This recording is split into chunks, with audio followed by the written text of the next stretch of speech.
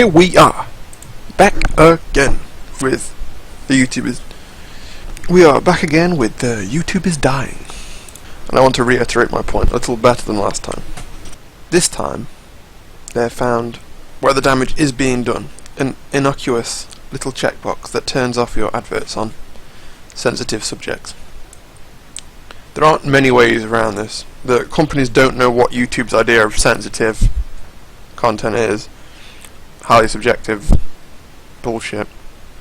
And the companies themselves won't ever take the PR risk associated with associating with the really sensitive associating content. With the words they've chosen, it's very hard to differentiate between a video when someone says his favourite hobby is raping people, a video reviewing a movie that includes rape, and cartoon violence. So, because there's not much we can do, we just have to let markets do what markets do. The super premium, this is safe to advertise, no sensitivity, no violence, no swearing, no rudeness, no nothing.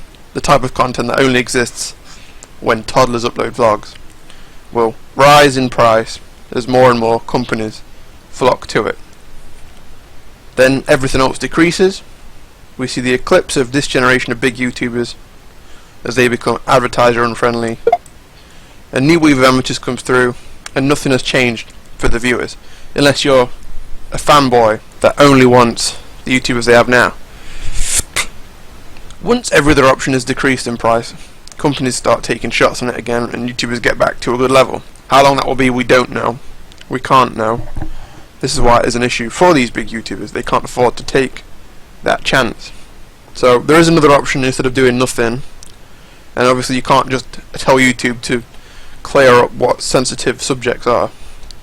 But you can. I mean, you could try that. See what happens.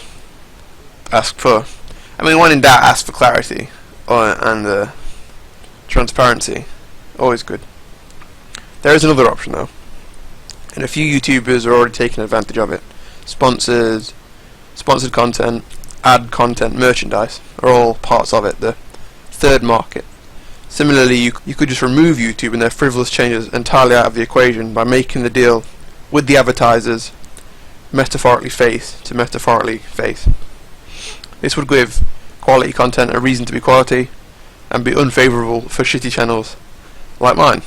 Unfortunately, YouTube's community has a big fat dogma surrounding sponsored content, which will make it difficult for a lot of channels to make that transition into having adverts inside of their videos rather than just on top of them at the start and end. If the YouTube community wants a wide array of content that is free to view, free to post, and stably profitable, they need to allow the YouTubers to make third-party deals. And that was the point I tried to make in that last video, where I got shat on because it was lazily done and I put crappy videos that I'd captured and never got around to using.